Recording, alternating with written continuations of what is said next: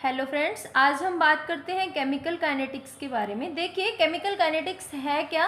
Chemical kinetics एक chemistry की ही branch होती है। इसके अंदर हम बात करते हैं कि जब हमारे रिएक्टेंट्स प्रोडक्ट्स में कन्वर्ट होते हैं तो वो स्पीड क्या थी जब रिएक्टेंट हमारे प्रोडक्ट में कन्वर्ट हुए, और वो कौन कौन से फैक्टर्स हैं जो अफेक्ट करते हैं रिएक्टेंट को प्रोडक्ट में कन्वर्ट होने के लिए। तो देखिए क्या होती है chemical kinetics. Chemical kinetics is a branch of chemistry which deals with the rate of reaction, यानी speed of reaction of forming products and factors affecting the rate of reaction. That means कि वो कौन कौन से factor हैं जो affect कर सकते हैं रिएक्टेंट को प्रोडक्ट में कन्वर्ट होने के लिए, और जब रिएक्टेंट प्रोडक्ट में कन्वर्ट होता है तो वो स्पीड कितनी से कन्वर्ट होता है। तो यहाँ पे देखो, on the basis of speed कितनी सी वो उसमें कन्वर्ट है। कई रिएक्शंस ऐसी होती है जो फास्टली हो जाती है, कई रिएक्शंस ऐसी होती है जो बिल्कुल स्लो होती हैं, कई रिएक्शंस ऐसी होती है जो मॉडरेट होती हैं। तो हम बात करते हैं first of all instantaneous reaction.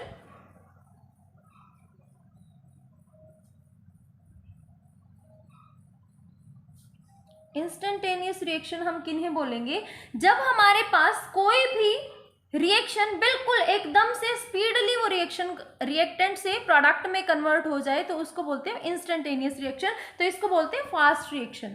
ये रिएक्शन जो होती है बहुत ही फास्ट होती है, और मेनली जो ये इंस्टेंटेनियस रिएक्शन होती हैं आयनिक सब्सटेंसेस इन रिएक्शंस को देते हैं। तो आयनिक सब्सटेंसेस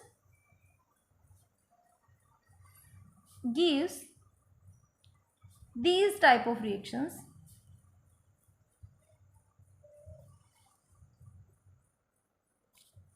ठीक है, फॉर एग्जाम्पल हमारे पास है सिल्वर नाइट्रेट AgNO3 प्लस में सोडियम क्लोराइड, तो हमें क्या मिलेगा? NaNO3 साथ में AgCl। तो ये जो रिएक्शन होती है बहुत ही फास्टली हो जाती है, इसीलिए इस रिएक्शन को हम इंस्टेंटेनियस रिएक्शन बोलते हैं। Second is slow reaction.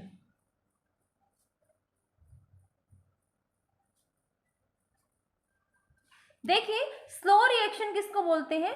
Word से ही समझ आ रहा है कि स्लो रिएक्शन हम उन रिएक्शंस को बोलेंगे जब हमारे रिएक्टेंट प्रोडक्ट में कन्वर्ट होते हैं तो उनकी स्पीड बहुत ही स्लो हो, तो हम उनको बोलते हैं स्लो रिएक्शंस। तो देखिए, हम एक तरीके से बोल सकते हैं कि वो रिएक्शंस जो टाइम कंज्यूमिंग हो या जो लॉट ऑफ टाइम लेती हो, उन रिएक्शंस को हम स्लो रिएक्शन बोलते हैं। तो इसके लिए लिखते हैं हम consume time, take lot of time. ठीक है, देखिए फॉर एग्जाम्पल आप लोगों ने देखा होगा जब डेली लाइफ में हम देखते हैं रूटीन में कि जो हमारा आयरन होता है उस पे जो रस्ट लगता है बड़ा एकदम से नहीं लगता, और बिल्कुल ऐसा भी नहीं है कि थोड़ा सा कई कई टाइम तक जब वो आयरन वहां पे रखा रहता है तभी उस पे जाके कहीं रस्ट लगता है। तो स्लो रिएक्शन, इसको हम स्लो रिएक्शन मान के चलते हैं जब हमारे पास आयरन पे for example rusting of iron,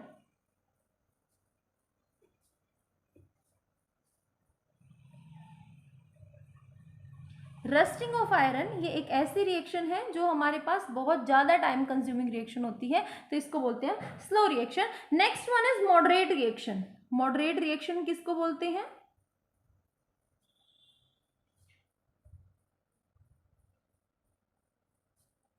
देखिए, मॉडरेट रिएक्शंस वो रिएक्शंस होती हैं जो ना तो ज़्यादा स्पीडली होती हैं और ना ज़्यादा स्लो होती हैं, यानी नाइदर टू फास्ट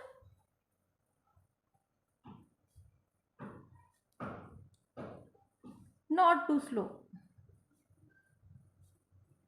जो ऐसा भी नहीं है कि बिल्कुल स्पीडली हो जाए, लेकिन ऐसा भी नहीं है कि रस्टिंग ऑफ आयरन की तरह बिल्कुल स्लो है। फॉर एग्जाम्पल हम वाटर के डिकम्पोजिशन की बात करते हैं। वाटर डिकम्पोज,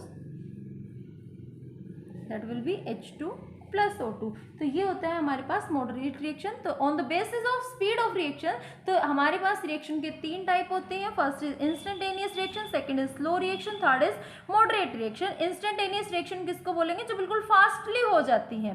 स्लो रिएक्शंस किसको बोलेंगे? जो बिल्कुल टाइम कंज्यूमिंग होती है, बहुत ज़्यादा टाइम लेती है। मॉडरेट रिएक्शन किनको बोलेंगे?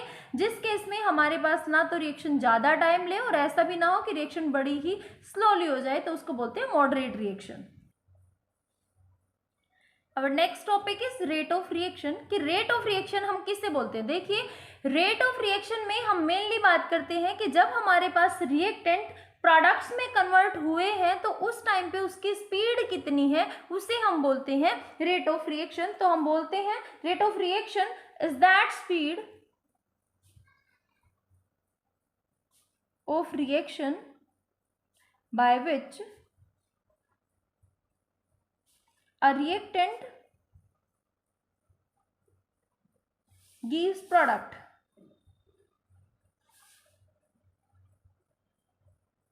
उसको बोलते हैं हम रेट ऑफ रिएक्शन, या फिर हम ये बोल सकते हैं कि ये जो रेट ऑफ रिएक्शन होता है ये होता है change in concentration of reactant और product with time. That means कि हमारे रिएक्टेंट में या प्रोडक्ट में टाइम के साथ साथ कितना चेंज हुआ है उसको बोलते हैं हम रेट ऑफ रिएक्शन। तो दूसरी इसकी डेफिनेशन हो सकती है, it is defined as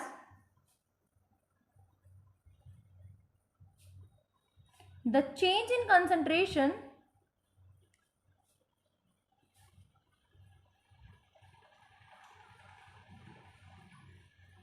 of reactant और product with time। तो अगर हम इस डेफिनेशन के अकॉर्डिंग इसको रिप्रेजेंट करने की कोशिश करें तो देखिए क्या होएगा, हमारे रिएक्टेंट है A plus P give rise to C plus D, यानी A प्लस बी कंबाइन होके या डिसोशिएट होके कैसे भी करके आपस में रिएक्शन करके हमें C प्लस डी दे रहे हैं।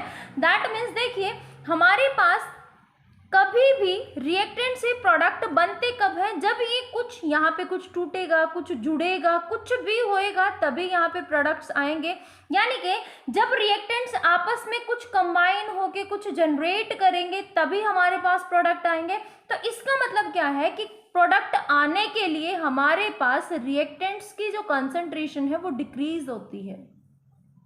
ठीक है, देखिए अगर रिएक्टेंट की कंसंट्रेशन डिक्रीज होगी तभी हमारे पास प्रोडक्ट बनेंगे, तो हम इसको बोल सकते हैं that concentration of product increases. तो हम अगर रेट की बात करें तो रेट क्या होएगा, हमने अभी अभी डेफिनेशन में लिखा that change in concentration of reactant और product with respect to time. तो इसको लिखते हैं हम चेंज इन कंसंट्रेशन ऑफ या तो रिएक्टेंट की या प्रोडक्ट की विद रिस्पेक्ट टू टाइम। लेकिन अगर हम रिएक्टेंट्स के लिए इसको डिफाइन करने की कोशिश करें, देखिए हमने बोला है कि यहाँ पे जो हमारी कंसंट्रेशन है वो डिक्रीज करती है, और डिक्रीज करती है तो हम रिएक्टेंट के लिए माइनस का साइन यूज करते हैं, और क्योंकि प्रोडक्ट की कंसंट्रेशन इंक्रीज करती है तो हम इसके लिए प्लस का साइन लेके चलते हैं। देखिए कैसे करेंगे, फॉर प्रोडक्ट्स के लिए क्या करेंगे, प्रोडक्ट्स में जो कंसंट्रेशन है ये हमारे पास इंक्रीज होती है, तो प्रोडक्ट्स के लिए क्या लिखेंगे, increase in concentration of product, और किसके respect to, with respect to time. तो क्या हम इसको लिख सकते हैं, change in product with respect to time, और इसको पॉजिटिव साइन से डिनोट करते हैं। ऐसे ही अगर हम बात करें रिएक्टेंट्स के लिए तो फॉर रिएक्टेंट्स के लिए हम इसको कैसे लिखेंगे, decreases in concentration of reactant with respect to time, और क्योंकि यहाँ पे डिक्रीज हुआ है तो हम यहाँ पे नेगेटिव का साइन लेके चलते हैं। This is hour rate of reaction. Reactant के लिए ये माइनस में जाएगा, प्रोडक्ट्स के लिए ये प्लस में जाएगा। अब हमारे पास यहाँ पे जो रेट ऑफ रिएक्शन है ये दो तरह से हो सकती है, first one is average rate और second one is instantaneous rate. तो देखिए कैसे होता है, देखिए अब हम देखते हैं there are two type of rate of reaction. हमारे पास रेट ऑफ रिएक्शन के दो टाइप होते हैं, first one is average rate and second one is instantaneous rate. देखिए एवरेज रेट हम किसको बोलते हैं, जब हमारी रिएक्टेंट और प्रोडक्ट की कंसंट्रेशन में टोटल चेंज होता है with respect to total change in time, और इंस्टेंटेनियस में जो हम बात करते हैं वो स्मॉल चेंज की करते हैं। एवरेज के अंदर हम बात करते हैं टोटल चेंज की, और इंस्टेंटेनियस में हम बात करते हैं स्मॉल चेंज की। देखिए कैसे डिनोट करेंगे इसको, देखिए अगर हम बात करें तो एवरेज रेट की, तो एवरेज रेट के अंदर हमारे पास क्या है कि total change in concentration of reactant और product with total change in time. तो इसको लिखते हैं हम total change in concentration of reactant और product with respect to total change in time. मान लीजिए अगेन हमारे पास कोई रिएक्शन है, फॉर एग्जाम्पल हमने लिया है A plus B give rise to C plus D. देखिए हमें एक बात और यहाँ पे याद रहनी चाहिए कि हमारे पास जो रिएक्टेंट है इसकी कंसंट्रेशन डिक्रीज करती है तभी हमें प्रोडक्ट्स मिलते हैं। तो यहाँ पे जो हम रिएक्टेंट है इसकी कंसंट्रेशन को माइनस में लेंगे और प्रोडक्ट की कंसंट्रेशन को प्लस में लेंगे। तो देखिए हम रेट ऑफ रिएक्शन को डिनोट करते हैं कैसे। हमारे पास है, देखिए A है, A हमारे पास रिएक्टेंट है तो हम इसको नेगेटिव में लेके चलते हैं, that is del concentration of A with respect to time is equals to, चारों के चारों जितने भी रिएक्टेंट और प्रोडक्ट हैं वो हमेशा इक्वल्स टू के साइन में चलेंगे। B के लिए क्या लिखेंगे, minus of del concentration of B with respect to time. Next one is C। अब यहाँ पे हमारे प्रोडक्ट्स शुरू हो गए हैं तो हम पॉजिटिव साइन का यूज करेंगे, that is positive del C upon में with respect to time is equals to plus sign del D concentration of D with respect to time. तो ये हुआ हमारे पास rate of reaction for average rate. Next हम करते हैं second is instantaneous. तो इंस्टेंटेनियस के केस में क्या होएगा हमारे पास, इंस्टेंटेनियस रेट में हम यहाँ पे स्मॉल चेंज लेते हैं in the concentration of reactant और product with a small change for particular instant of time. तो इसी के लिए अगर हमें again A plus B give rise to C plus D के लिए ही ये रिएक्शन करके देखनी है इंस्टेंटेनियस रेट के अकॉर्डिंग, तो हम कैसे करेंगे, देखिए R will be equals to minus of D concentration of A with respect to time will be equals to minus of D B with respect to time will be equals to positive D of C with respect to time is equals to plus D concentration of D with respect to time. यहाँ पे instantaneous में और average rate में difference क्या है, हम इसको del से डिनोट करते हैं, हम यहाँ पे इसको D से डिनोट करते हैं। तो ये है हमारे पास इंस्टेंटेनियस रेट और ये है हमारे पास एवरेज रेट। देखिए अब हम एक एग्जाम्पल लेके चलते हैं, how to write rate expression.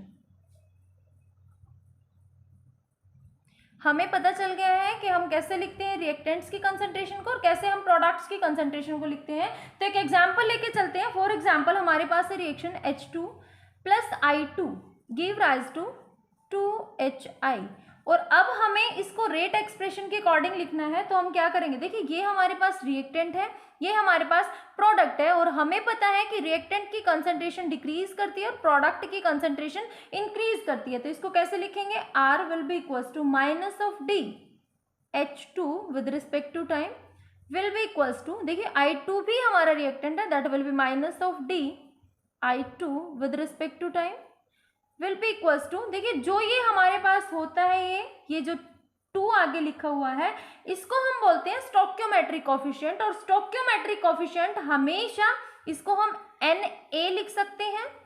ये जो है ये हमारे पास n है और जो n होता है रेट ऑफ रिएक्शन के दौरान इसको हम 1/n की फॉर्म में लिखते हैं। तो देखिए कैसे लिखेंगे इसको, 1/2 positive sign 1/2 D of HI upon में dt। जितने नंबर ऑफ n इसके साथ मल्टीप्लाई में है उसको हम स्टोक्योमेट्रिक कोफिशिएंट बोलते हैं और स्टोक्योमेट्रिक कोफिशिएंट हमेशा डिनोमिनेटर में आता है।